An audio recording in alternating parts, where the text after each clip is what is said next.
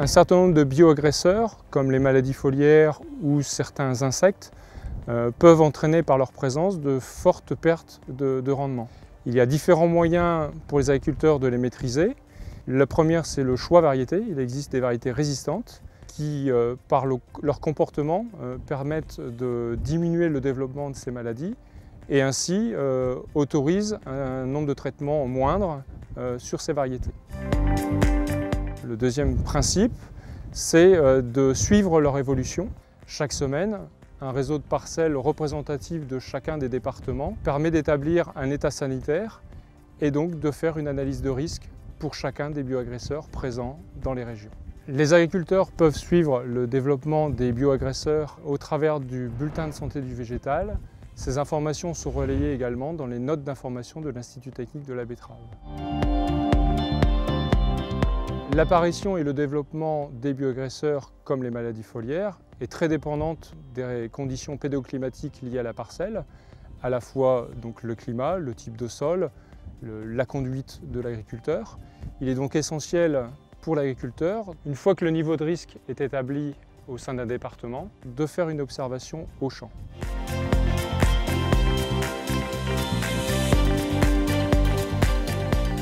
Afin de déterminer au mieux le moment optimal de traitement, l'ITB a mis au point des seuils d'intervention. Tant que ces seuils ne sont pas atteints, l'impact des maladies n'a pas d'effet sur le rendement. Ces seuils d'intervention sont réévalués chaque année par l'Institut technique. Il a permis notamment ces dernières années de faire évoluer le seuil de cercosporiose sur la bordure littorale de 5 à 10%, dans la mesure où son impact sur le rendement est très faible dans ces régions. Pour certains bioagresseurs, il n'est pas nécessaire de traiter.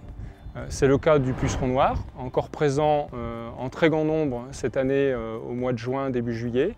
Dans ces parcelles étaient également présentes de nombreux auxiliaires, comme les larves de coccinelle, et c'est eux qui ont jugulé, régulé les populations de ce bioagresseur.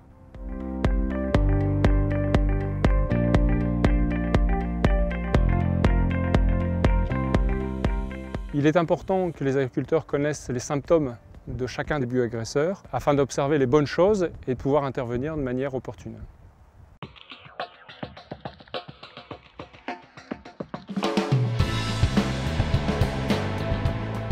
Il y a 4 maladies présentes sur la betterave en maladies foliaires, donc l'oïdium, la cercosporiose, la rouille et la ramulariose. Il suffit de prélever 100 feuilles dans la parcelle, des couronnes principales de la betterave, et d'identifier la présence de chacune des maladies, de manière à évaluer dans chacune de ces parcelles si le seuil d'intervention est atteint.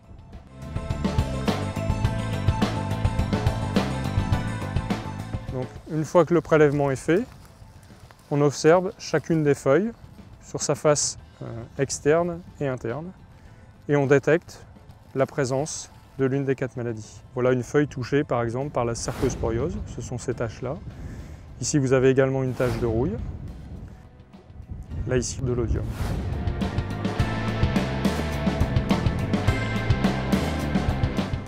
Pour chacune des feuilles, on compte une présence. Et une fois qu'on atteint le seuil d'intervention, la parcelle peut être traitée.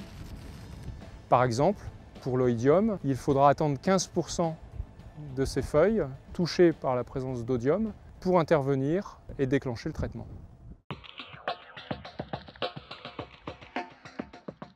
Au même titre que les maladies foliaires, un certain nombre d'insectes sont nuisibles à la betterave. Par exemple, la taille se niche au cœur du collet de la betterave, à la base des pétioles.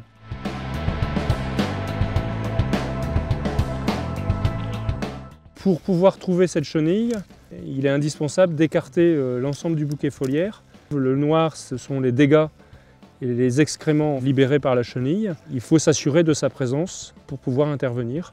Le seuil d'intervention sur la teigne étant de 10% de plantes touchées. Donc on fait une série de 10 betteraves et on observe sur chacune des betteraves s'il y a présence de la chenille ou pas. Et on renouvelle l'opération de manière à avoir 100 betteraves.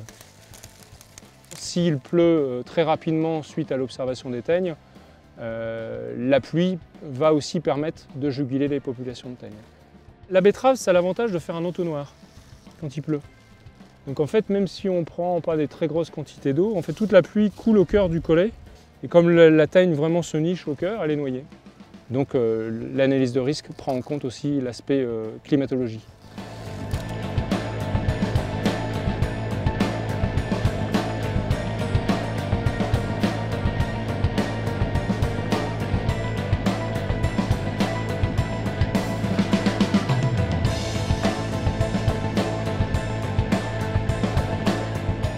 Retrouvez les informations de reconnaissance de tous les bioagresseurs de la betterave dans le guide Beta-JA de l'ITB, pour anticiper et gérer les attaques de façon optimale.